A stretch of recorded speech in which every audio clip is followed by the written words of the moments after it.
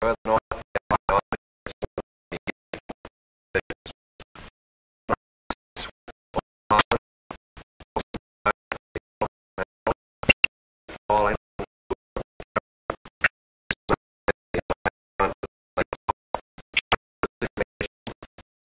into these positions. The German armies had swept over Holland, broken the line of the Albert Canal, and for all anyone knew, were preparing to smash against the Allied front with all their power. That was the situation, dangerous but obscure, on the evening of May 13th. On the 14th and 15th, it became clear that the German breakthrough south of Namur was in the greatest strength, and that the French Ninth Army, attacked while moving into position, had been shattered. Without doubt, this was the point of mortal danger, and the French High Command ordered the abandonment of these positions, although they had not yet been attacked.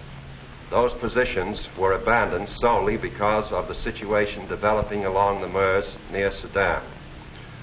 In the meantime, the French 7th Army had been ordered to make its historic forced march far to the south into the area threatened by the rapidly advancing German spearheads. This army was not used to attack the German flank, but rather was used as a plug to restore the broken front.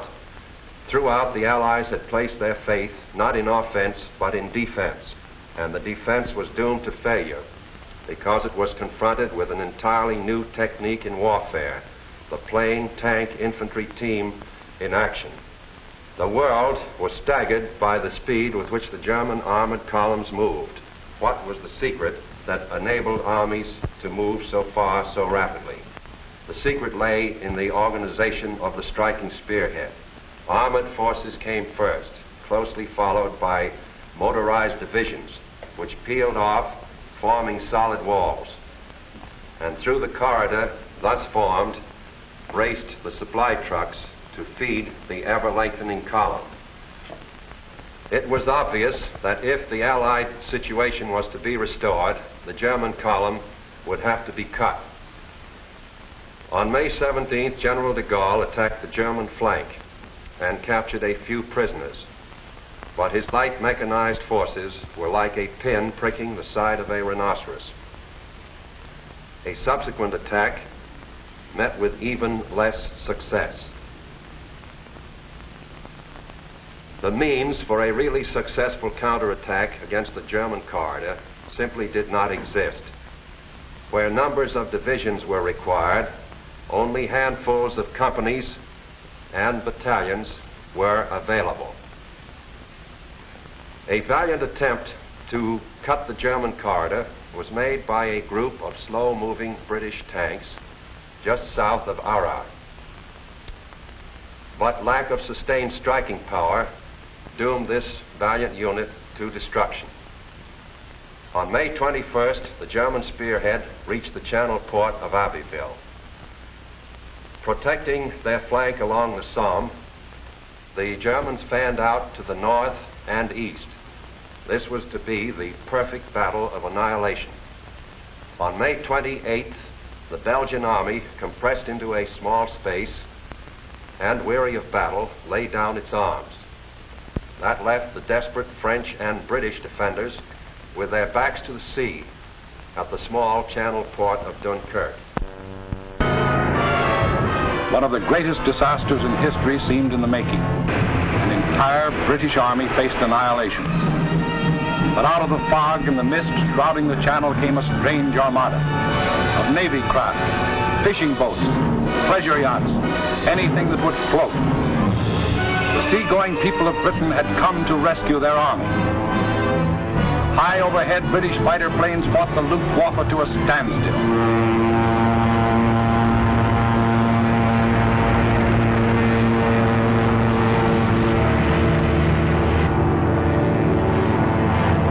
While below, small Allied suicide units held the Germans back long enough for the miracle of Dunkirk to take place.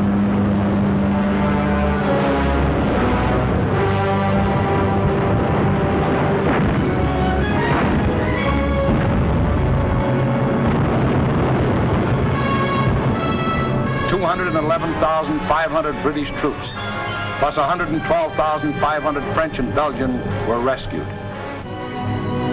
Over 300,000 battle-tested men, grimly determined to go back again with new tools, new weapons with which to blast the hated Nazis out of this world. For free men are like rubber balls. The harder they fall, the higher they bounce. Leading the British by this time was a man who had been bouncing all his life, Winston Churchill, who had tried for years to warn the world about Germany. Meantime, the situation that faced France was as nearly hopeless as a military situation can be.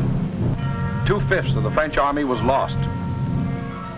There were fewer than 50 divisions left to defend a front almost 200 miles long, running from the northern end of the Maginot Line to the sea. And behind that thin front line, there were no reserves. The despairing people of Paris sent their children south, praying that some miracle would keep them from harm.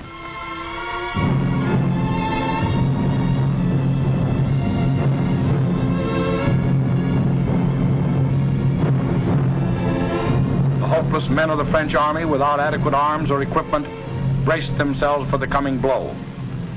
The first blow fell on June 5th. The French resistance was determined, but by June 8th, the left flank army had been shattered, and a general withdrawal was ordered to the line of the Marne and the Seine.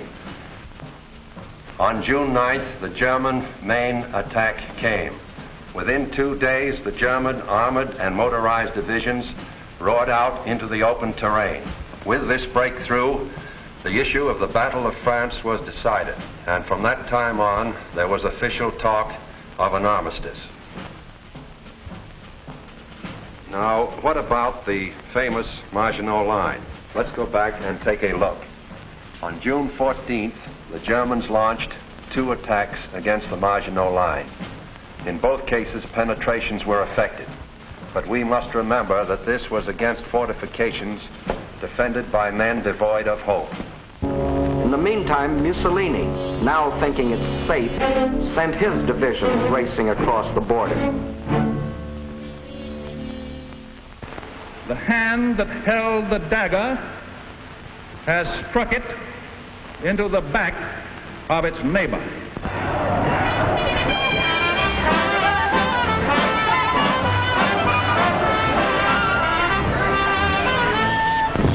Organized resistance in France was no longer possible.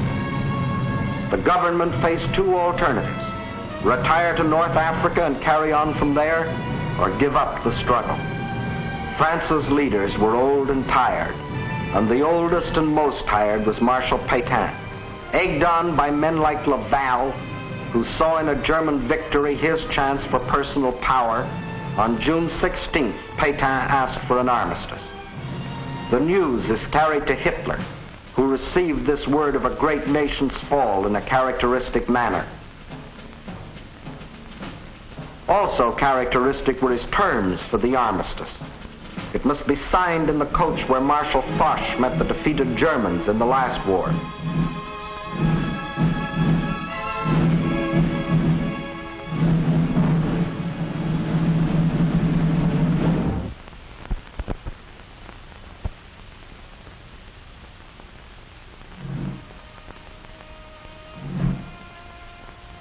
The French delegation arrives to pay the final price of French disunity and the treachery of some of its leaders. The final price, a price that for centuries to come, the French won't forget. More than 3/5 of their country was to be blacked out by a military occupation. The remainder was to be controlled by a French government acceptable to Hitler. A tax of 400 million francs a day was to be imposed on the French people to support the German army of occupation.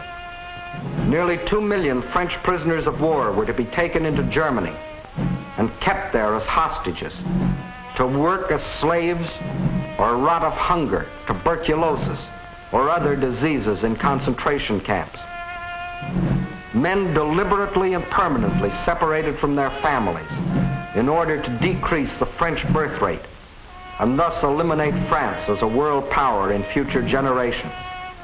French civilians, men, women, and children, must slave on farm or in factory for the Nazi master race, or starve.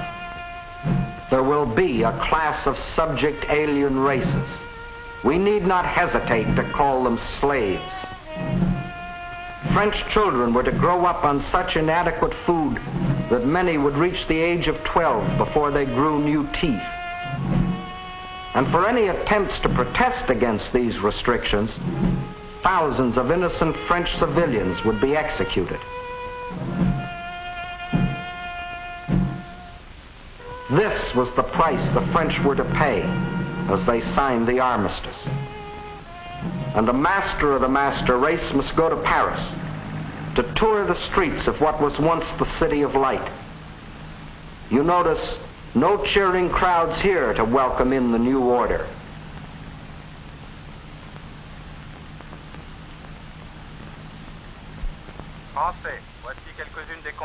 When the people of Paris come to the streets again, it is to hear the voice of dictators, telling them what they must do, how they must live, what they must say, what they must think, telling them how to be slaves. Gone is the Republic of France.